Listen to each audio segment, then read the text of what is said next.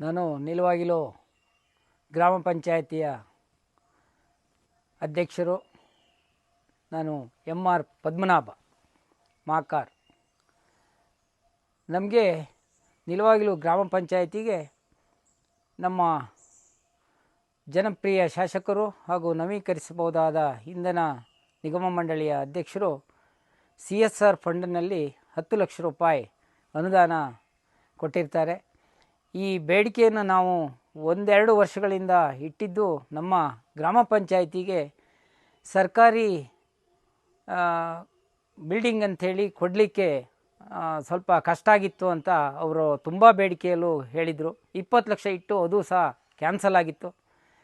ನಂತರ ಇದೇ ಥರ ಪದೇ ಪದೇ ನಾವು ಅವರಿಗೆ ಬೇಡಿಕೆಯನ್ನು ಇಟ್ಟು ಕ್ರೀಡಾಲಲ್ಲಾದರೂ ಕೊಡಿ ಅಂತ ಕೇಳಿಕೊಂಡಾಗ ಅವರು ಆ ಕಾನೂನನ್ನೇ ಬದಲಾವಣೆ ಮಾಡ್ದಂಗೆ ಮಾಡಿ ಸಾಂಸ್ಕೃತಿಕ ಸಭಾಭವನ ಅಂಥೇಳಿ 10 ಲಕ್ಷ ಇಟ್ಟಿದ್ದೀವಿ, ಪದ್ಮನಾಭ ಅವರ ಬೇಡಿಕೆ ನಾನು ಈಡೇರಿಸಲೇಬೇಕು ಅನ್ನೋ ಒಂದು ದೊಡ್ಡ ಮನಸ್ಸು ಮಾಡಿ ರಾಜೇಗೌಡರು ಈ ಅವಧಿಯಲ್ಲಿ ಕೊಟ್ಟಿರ್ತಾರೆ.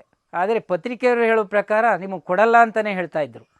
ಆದರೆ ಅವರು ನನ್ನ ಅಭಿಮಾನಕ್ಕೆ ಅವರು ಕೊಟ್ಟಿರ್ತಾರೆ. ನಮ್ಮ ಎಲ್ಲ ತಾಲೂಕು ಲೀಡರ್ಸು ಹಾಗೂ ನಮ್ಮ ಲೋಕಲ್ ಎಲ್ಲ ಸದಸ್ಯರು ಇವರ ಅವಧಿಯಲ್ಲಿ ಕೊಡಲೇಬೇಕು, ಅವರೊಂದು ಶಂಕುಸ್ಥಾಪನೆ ಮಾಡಲೇಬೇಕು, ನಮಗೆ ಈ ಗ್ರಾಮ ಪಂಚಾಯಿತಿಯಲ್ಲಿ ಮೀಟಿಂಗ್ ಹಾಲ್ ಬೇಕೇ ಬೇಕು ಅನ್ನುವ ಎಲ್ಲ ಮನವರಿಕೆಯನ್ನು ರಾಜೇಗೌಡರಿಗೆ ಕೊಟ್ಟಿದ್ದರು ನನ್ನ ಪರವಾಗಿ. ಹಾಗಾಗಿ ಈ ಅವಧಿ ಒಳಗೆ ಕೊನೆಯ ಹಂತದಲ್ಲಿ ಈ ದಿನ ಶಂಕುಸ್ಥಾಪನೆ ಮಾಡಿದ್ದೀವಿ.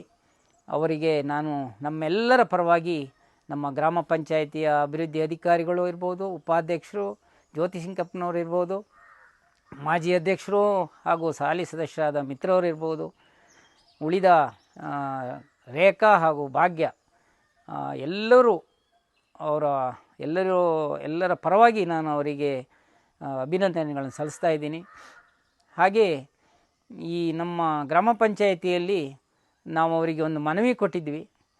ಏನಂದರೆ ನಮ್ಮ ಗ್ರಾಮ ಪಂಚಾಯಿತಿಯಲ್ಲಿ ಈ ಸೊತ್ತಿನ ತಂತ್ರಾಂಶ ದಲ್ಲಿ ನಮಗೆ ಭಾಳ ಕಷ್ಟ ಆಗ್ತಿದೆ. 2 ತಿಂಗಳಿಂದ ಸರ್ಕಾರದ ಕಾನೂನು ತೊಡಕಲ್ಲಿ ನಮಗೆ ಈ ಸೊತ್ತು ಆಗ್ತಾಯಿಲ್ಲ. ಅದನ್ನು ನಾವೀಗ ಏನು ಮಾಡಿದ್ದೀವಿ ಅಂದರೆ ಈ ನಮ್ಮ ಡಿಜಿಟಲ್ ಪ್ರಾಬ್ಲಮ್ಮ ಏನೋ ಭಾಳ ತಂತ್ರಾಂಶಗಳಲ್ಲಿ ನಮಗೆ ತೊಂದರೆಯಾಗಿ ಈ ಸೊತ್ತಿಗೆ ತುಂಬ ಬೇಡಿಕೆ ಇತ್ತು. ಒಂದಷ್ಟು ಅವಧಿ ಒಳಗೆ ಮಾಡಿದ್ವಿ ಮೊದಲು. ಸಿಟಿಸನ್ ಆ್ಯಪ್ ಅಂತ ಹೇಳ್ತಿದ್ದಾರೆ ಅಥವಾ ಆನ್ಲೈನ್ ಅಪ್ಲೈ ಅಂತಿದ್ದಾರೆ. ಅದು ಎಲ್ಲವೂ ಕಾನೂನು ತೊಡಕುಗಳನ್ನು ಎಲ್ಲವೂ ಸರಿ ಮಾಡಿ ನಮಗೆ ಈ ಸೊತ್ತು ಮಾಡಲಿಕ್ಕೆ ಅವಕಾಶ ಮಾಡಿಕೊಡ್ಬೇಕು. ಜೊತೆಗೆ NREG ವರ್ಕ್ನಲ್ಲಿ ತುಂಬ ಕಷ್ಟ ಇದೆ. ಮೆಟೀರಿಯಲ್ ಬಿಲ್ಲೇ ಆಗ್ತಾಯಿಲ್ಲ. ಅದನ್ನೇನೋ ಕೇಂದ್ರ ಸರ್ಕಾರದ ಯಾವುದೋ ಬದಲಾವಣೆಗಳು NREGಯ ಇದನ್ನು ಬದಲಾವಣೆ ಮಾಡ್ತಾಯಿದ್ದಾರೆ. ಆ ಬದಲಾವಣೆಯಲ್ಲಿ ನಮಗೆ ಬಿಲ್ಲೇ ಆಗದೇ 6 ತಿಂಗಳಿಂದ ಯಾವುದೇ ಕೆಲಸಗಳಿಗೆ ಬಿಲ್ ಆಗ್ತಾಯಿಲ್ಲ. ಅದು ತುಂಬ ತೊಡಕಾಗಿದೆ. ಗ್ರಾಮ ಪಂಚಾಯಿತಿಗಳಲ್ಲಿ NREG ಕೆಲಸ ಜಾಸ್ತಿ ಮಾಡುವ ಅವಕಾಶ ಇತ್ತು. ಅಂಥದನ್ನು ಈಗ ಈ ಸರ್ಕಾರದ ಕಾನೂನುಗಳಲ್ಲಿ ಕೆಲಸ ನಿಲ್ಲುವ ಸಂದರ್ಭವೂ ಬರ್ಬೋದು. ಈಗಾಗಲೇ ಮಾಡಿದ್ದಕ್ಕೆ ದಯವಿಟ್ಟು ಬಿಲ್ಲಾದರೂ ಮಾಡಿಸ್ಕೊಡ್ಲೇಬೇಕು. ಇನ್ನೊಂದು ನಮ್ಮಲ್ಲಿ ಏನಂದರೆ ಈ 15 ಫೈನಾನ್ಸಲ್ಲಿ ಇತಿಹಾಸ ಇಲ್ಲದ ಒಂದು ಇದು ಬಂದಿದೆ. ನಾವು ಕೆಲಸ ಮಾಡಿಸಿದ್ದೀವಿ, ಆದರೆ ಅದರಲ್ಲಿ ಟೈಡ್ ಅನ್ಟೈಡ್ ಅಂಥೇಳಿ ಅನ್ಟೈಡಲ್ಲಿರುವ ಕೆಲಸಗಳನ್ನು ಮಾಡಿದಾಗ ಹಣನೇ ಇಲ್ಲ, ಆ ಖಾತೆಗೆ ಹಣನೇ ಬಂದಿಲ್ಲ. ಅದು ತುಂಬ ತೊಂದರೆಯಾಗಿದೆ. ಅದನ್ನು ಸರಿಪಡಿಸಿ ಕೊಡಲೇಬೇಕು. ಹಾಗೆ ನಮ್ಮಲ್ಲಿ ರಾಜೇಗೌಡರು ಇದುವರೆಗೂ ಕೊಟ್ಟ ಹಳ್ಳಿ ರಸ್ತೆಗಳಲ್ಲಿ ತುಂಬ ಕೊಟ್ಟಿದ್ದಾರೆ. ಆದರೆ ಈಗ ಬಾಕಿ ಉಳಿದಿದೆ. ಆ ಬಾಕಿ ಉಳಿದ ರಸ್ತೆಗಳನ್ನು ಈ ಅವಧಿ ಒಳಗೆ ದಯವಿಟ್ಟು ಅವರು ಮಾಡಿಸ್ಕೊಡ್ಲೇಬೇಕು. ಇನ್ನು ನಮಗೆ ಭೂಗ್ರಾಮ ಯೋಜನೆಯಲ್ಲಿ ನಮ್ಮ ಗ್ರಾಮ ಪಂಚಾಯತಿ ಸೇರಿಕೊಂಡಿತ್ತು. ಈ ಹಿಂದೆಯೇ ನಾವು ತಾಲೂಕ್ ಪಂಚಾಯತಿ ಮೀಟಿಂಗು ಮತ್ತು ಜಿಲ್ಲಾ ಪಂಚಾಯತಿ ಇದರಲ್ಲೂ ಸಹ ನಾವು ಅವರಿಗೆ ಮನವಿ ಕೊಟ್ಟಿದ್ವಿ. ನಮಗೆ ಈ ಭೂಗ್ರಾಮ ಯೋಜನೆಯಲ್ಲಿ ನೀರಿನ ಸವಲತ್ತು ಒದಗಿಸಿಕೊಡಲೇಬೇಕು. ಈ ದಿನ ನಮಗೆ JJMನಲ್ಲಿ ಮಾಡುವಂಥ ಒಂದು 20-25 ಲಕ್ಷದ ದೊಡ್ಡ ಟ್ಯಾಂಕ್ ಸಹ ಇವತ್ತು ಶಂಕುಸ್ಥಾಪನೆ ಮಾಡಿದ್ದೀವಿ. ಆ ಶಂಕುಸ್ಥಾಪನೆಗೆ ತಕ್ಕಂತೆ ಟ್ಯಾಂಕ್ಗಳನ್ನು ಕಟ್ಟಿ JJMನಲ್ಲಿ ಕೆಲ ಕಡೆ ನೀರೇ ಇಲ್ಲ, ಪೈಪ್ಲೈನ್ ಮಾಡಿದ್ದಾರೆ. ಅದೆಲ್ಲವೂ ಸರಿ ಮಾಡಿ ಕೊಡಬೇಕಂಥೇಳಿ ಹರಿಹರಪುರ ಹೊಳೆಯಿಂದ ನೀರು ತರುವ ಒಂದು ದೊಡ್ಡ ಅವಕಾಶ ಮಾಡಿಕೊಟ್ರೆ ನಮ್ಮ ನಿಲುವಾಗಿಲಿನಲ್ಲಿ ನೀರಿನ ಕೊರತೆ ಆಗೋದಿಲ್ಲ. ಹಾಗೆ ಈ ಶಾಲೆಗಳಲ್ಲಿ ನಮ್ಮಲ್ಲಿ ನಿಲುವಾಗಿಲು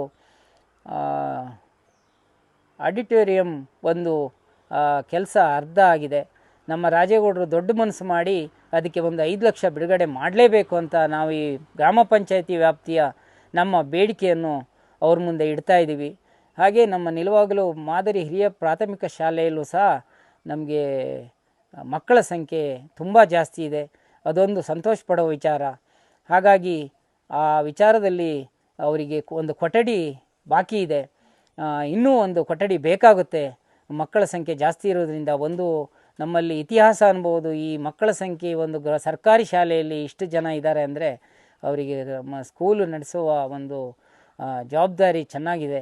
ಹಾಗಾಗಿ ಒಂದು ಕೊಠಡಿ ಮಾಡಿಕೊಡ್ಲೇಬೇಕು ಅಂತ ಅವ್ರ ಹತ್ರ ಕೇಳ್ಕೊಳ್ತಾ ಇದ್ದೀವಿ. ಇನ್ನೂ ನಾವು ಪ್ರೌಢಶಾಲೆ ಬಗ್ಗೆ ಹೇಳಬೇಕಂದ್ರೆ ಅಲ್ಲಿ ತುಂಬ ಶಿಕ್ಷಕರೆಲ್ಲ ತುಂಬ HM ಅಂತೂ ತುಂಬ ಒಳ್ಳೆಯವರು. ಉಳಿದ ಶಿಕ್ಷಕರು ಸಹ ಒಳ್ಳೆ ರೀತಿಯ ಒಂದು ಮಕ್ಕಳಿಗೆ ಬೋಧನೆ ಮಾಡೋದರಲ್ಲಿ ಭಾಳ ಉತ್ತೀರ್ಣರಾಗಿದ್ದಾರೆ.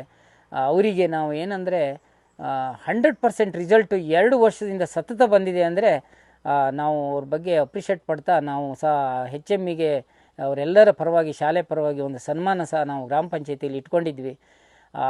ಆ ರೀತಿ ಇದ್ದಾಗ ನಮ್ಮ ಪ್ರೌಢಶಾಲೆಗೆ ಹೆಚ್ಚಿನ ಸವಲತ್ತು ಒದಗಿಸೋದ್ರಲ್ಲಿ ರಾಜೇಗೌಡರು ಒಳ್ಳೆಯ ಅಭಿಮಾನ ಇಟ್ಟು ಕೊಡಬೇಕಂತ ಕೇಳ್ಕೊಳ್ತಾ ಇದ್ದೀವಿ. ಹಾಗೆ ಇಲ್ಲಿ ಸೇರಿರುವಂಥ ಎಲ್ಲ ನಮ್ಮ ಗ್ರಾಮಸ್ಥರು ಒಳ್ಳೆ ರೀತಿಯಲ್ಲಿ ಬಂದು ಈ ಸಭೆಗೆ ಎಲ್ಲ ಗಣ್ಯರು ಬಂದು ನಮಗೆ ಒಳ್ಳೆ ರೀತಿಯ ಸಹಕಾರ ಕೊಟ್ಟಿದ್ದೀರಾ. ಈ ಸಂಘ ಸಂಸ್ಥೆಗಳು ಸಂಜೀವಿನಿ ಸಂಘ ಇರ್ಬೋದು, ಅವರು ಸಹ ನಮ್ಮ ಗ್ರಾಮ ಪಂಚಾಯತಿಯಲ್ಲಿ ಇದು ಮಾಡ್ತಾಯಿದ್ರು. ಈ ಮೀಟಿಂಗ್ ಹಾಲ್ ಮಾಡಿದಾಗ ಅವರಿಗೂ ಸಹ ಅನುಕೂಲವಾಗುವ ಸ್ಥಿತಿ ಇದೆ. ಈ ಸಾಂಸ್ಕೃತಿಕ ಸಭಾಭವನ ಎಲ್ಲರ ಪರವಾಗಿ ನಾನು ರಾಜೇಗೌಡರಿಗೆ ಕೃತಜ್ಞತೆ ಸಲ್ಲಿಸ್ತಾ ಎಲ್ಲರ ಪರವಾಗಿ ಧನ್ಯವಾದಗಳನ್ನ ಹೇಳ್ತಾ ಈ ರಾಜಕೀಯ ಎಲ್ಲ ಮುಖಂಡರಿಗೂ ಧನ್ಯವಾದ ಹೇಳ್ತಾ ನನ್ನ ಈ ಬೇಡಿಕೆಯನ್ನು ಈಡೇರಿಸಲು ನಾನು ಮನವಿ ಮಾಡ್ತಾ ಇದ್ದೀನಿ.